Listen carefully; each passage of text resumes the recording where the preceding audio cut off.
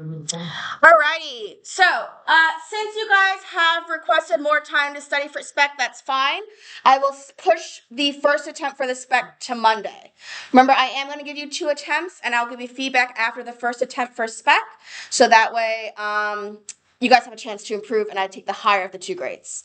Right? Even if that doesn't work out, remember there's still going to be a further assessment opportunity with the same setup with 2 more questions, better of the 2. So you basically have 4 chances if need be. Okay. So since we are doing that, I know some of you guys are ready to move on, so I want to tell you guys about the ocean acidification internal. That's the next one we're going to be doing. What did I want to add about this? There's going to be some teaching with this. However, I'm not going to be able to do all the teaching this term. We're going to have to pick it up next term. I still want to assign the ocean acidification essay now, though, so that way you guys can work on it over the holidays and you can get ahead of your work. I'm very mindful that it's going to be crunch time next term. I'm very mindful that you guys have a lot of other assignments going on with other subjects. So if you want to get a head start on this, I recommend it. I'll set deadlines next term for when I want the first draft done and when you can do your corrections. So basically, I will read 1 draft of your essay, and then that's it. You make your corrections, and then you're done. That's final. I don't want to read it multiple times because that's really draining on me, and that's not fair for the assessment. But I do feel it's fair for you guys to have feedback to know whether or not you've reached the requirements for achievement and excellence. What else did I want to say about that? Make sure you don't kind of forget about this one. Last year, I made sure that my whole class did this assignment to the achieved, and then I said, you guys can work on it up to merit or excellence if you want, and I think only 1 person did do that and got it up to the excellence. Yeah, up to excellence, because they were just so swamped. So I want to do the same sort of format again, just in case. I want to make sure you guys get your credits, and then if you want to improve your grade, you can. Are we okay with that so far? Cool. All right, so here's the nice thing about ocean acidification. I was really, really smart about this, and I have managed to combine it with an Earth and Space science standard as well. So instead of this being worth, I shouldn't say 100 points. Let me edit that. I have it unmarked. I wonder if I should put it out of 8. Probably should have. Yeah, actually, I should have put that out of 8. Let's put it out of 8, because that's how we mark an NCA. Yes, I'll do that. Okay.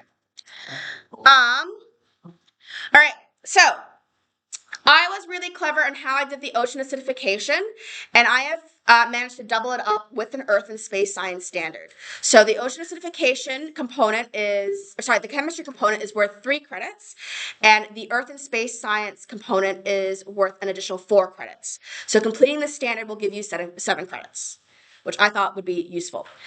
Something to keep in mind is that this standard, so this one is the chemistry number. This one is the Earth and Space science number. Now, if you are taking physics, Ms. Booker has done the same thing, and she has buddied up this Earth and Space science standard with a with a physics standard as well. So if you're taking both physics and chemistry, you won't be able to double dip on these 4 credits. Obviously, we can do the higher of the 2 grades that we put into your mark book.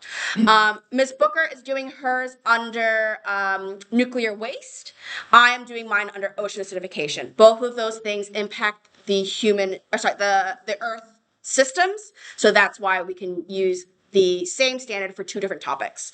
That also means you have a built-in further assessment opportunity. So if you don't get the grade that you want in physics, you can easily pick up the chemistry one and vice versa. So it does give you that flexibility. So what else do I want to say about this?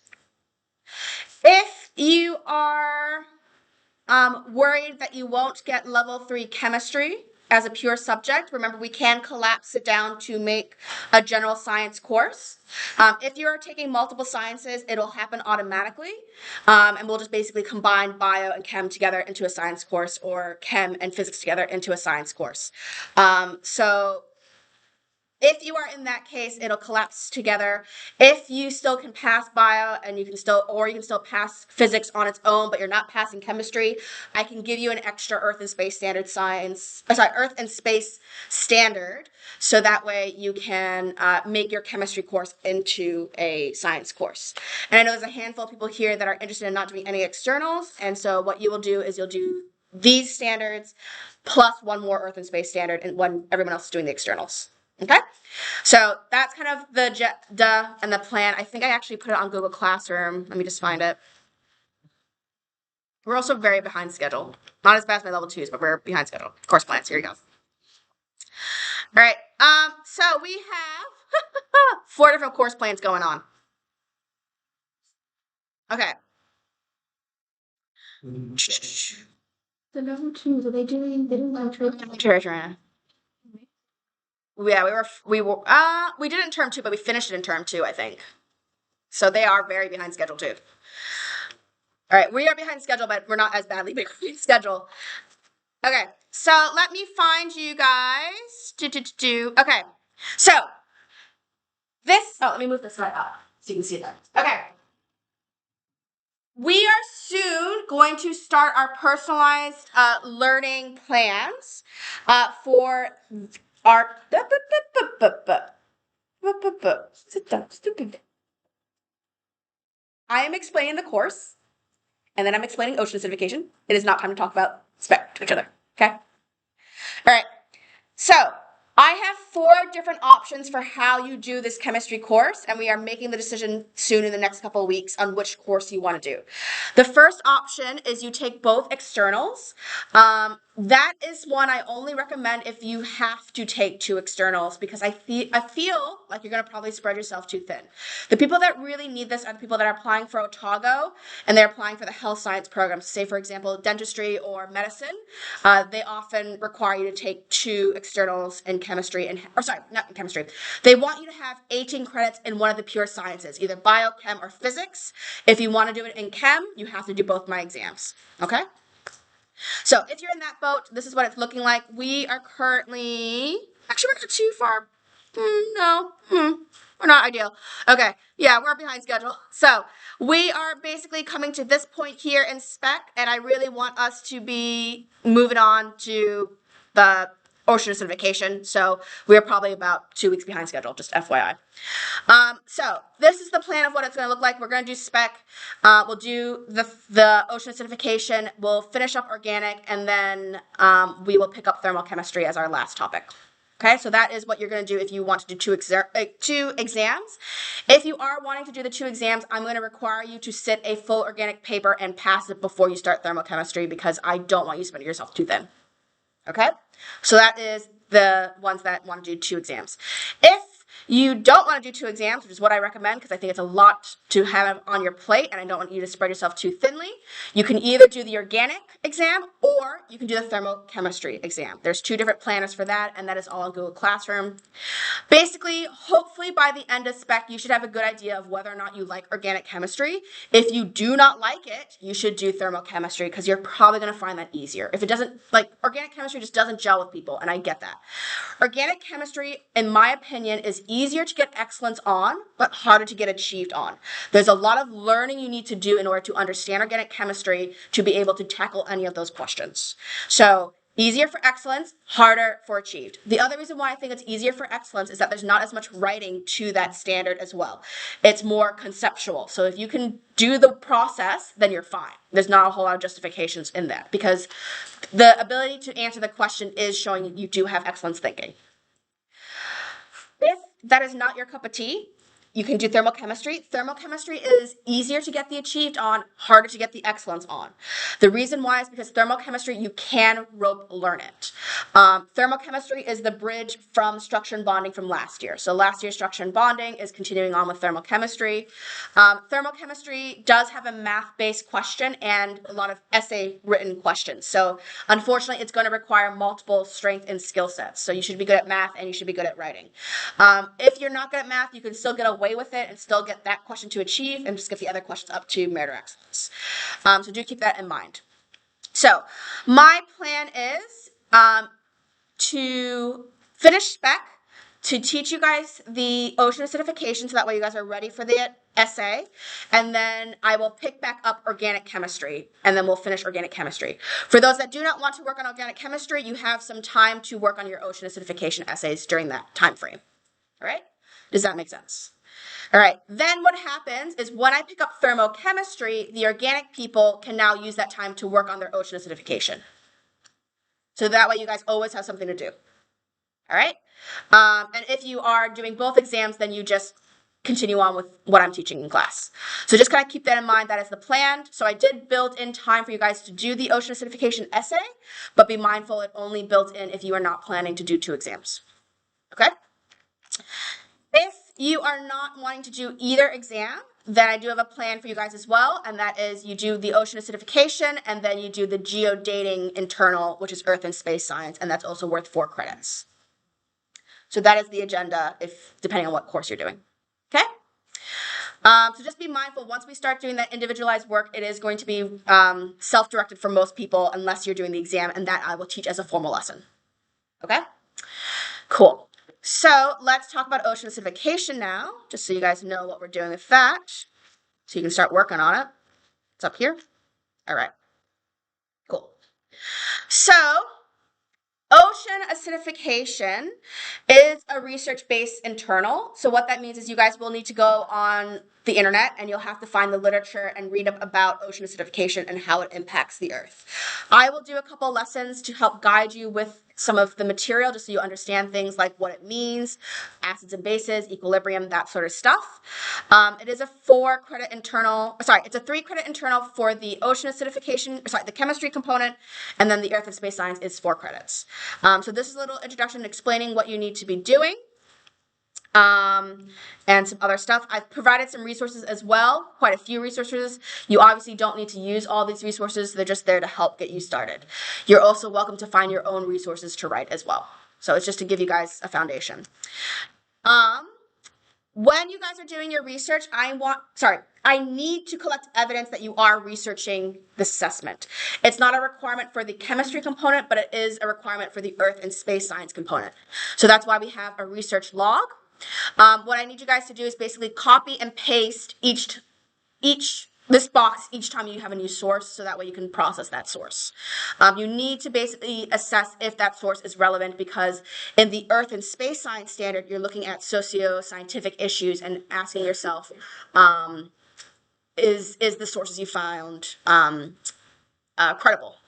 So I'm mashing these 2 internals together, but with a few extra kind of paragraphs and sentences, you're able to get both internals. So you do need to copy and paste to process and show your evidence of work. The other thing that I have done is I have created an achieved-only document. I want everyone to fill this in before you write the essay, to just answer the questions, just to make sure you guys get your 7 credits, okay? It's just a safety net. All right. It also gives you an idea of what you need to write for your essay as well. So just be mindful that is something that we need to get done. And then last thing that I have here is the assessment criteria. And what I have done is I have color-coded things for both the chemistry checklist and the Earth and Space Science standard. So there's 2 checklists here for each half of the assessment, or each section. What I've done is I've color-coded things if they double dip.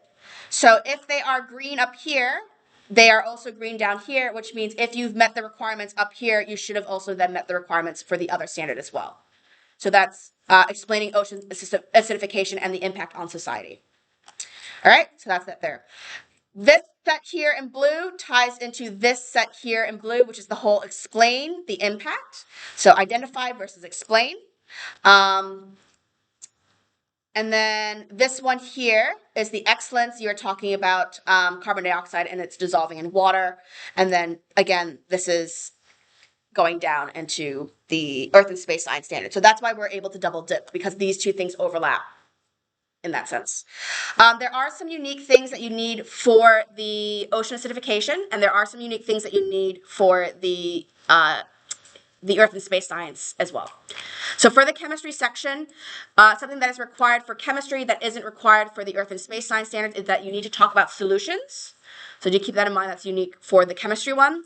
You also need to process and evaluate those solutions and rank them. So you got to decide which one's better, which one's worse, what are the challenges to each one. So just be mindful that's unique to the chemistry side of it. On the socio-scientific side of it, the earth and space science side of it, what we're looking for is thinking about impacts and thinking about society. So we're looking more so than on, in this case, thinking about what are the downstream effects. The other thing you need to write is personal responses. So you need to provide a personal opinion on whether ocean acidification is a problem in our society at the moment. You also need to respond to how are certain communities replying to that concern. So are they protesting? Are companies trying to make sure that they produce less carbon dioxide, that sort of stuff. Same thing with this one, personal response, explaining your personal response. Do we need to worry about ocean acidification? Explaining the societal response. Most of this would be like protest climate change and stuff like that. And then this here is just going up an extra level, justifying it and explaining it. Justifying and evaluating. So just be mindful, it's all kind of the same requirement, it's just the depth of that explanation. Are we okay with that? All right, so just be mindful that's there to help you guys out. And then last thing is I have a Google Doc for you guys just to write your report in, so that way I automatically have access to it. Okay? When it comes to this internal assessment, I will read one draft, and then that is it. So I will read it, and I will help you identify whether or not you have these criteria here. So I'll basically tick it off, and I'll tell you what you have and what you're missing, that sort of stuff. Okay? So that'll help you guys out. I am only reading the draft once, so I want you to give me a final draft, essentially. I want you to give me basically your excellence draft. If you only write up to merit because you can't be bothered doing the excellence stuff and you hand it in and you're wanting the feedback, I'm not going to give you feedback again, so I can't tell you whether or not your excellent stuff that you write in the future is good. So don't give me a real basic draft. Give me basically the done draft so I can give you the full amount of feedback and then you can then tweak it. Cool. I haven't set deadlines for this year, I don't think. I'm not sure if it is on the planner. Let me check. Where's the planner? Just trying to see if I have it in one of them. I might actually. Oh yeah, I wanted this term, the A requirements. Yeah, okay, I see. Ooh. I was supposed to be doing this a lot earlier. All right, I'm gonna have to adjust these deadlines. Oh, I was looking panicked now. She's like, I have so much work to do. All right. Cool. It's not your fault that we're behind. There's been a lot. We've lost a lot of Fridays, to be honest. We've lost a lot of Fridays, and that's why yeah. So don't. It's not your fault. We've probably lost a couple weeks worth of school. All right. Cool. Any questions about that? Nope. All right. What time do we have? We're at 23. What time do we finish? 50? Oh wow, we have a lot of time. We do finish at 50. You see a clock. Oh, we can stop the recording.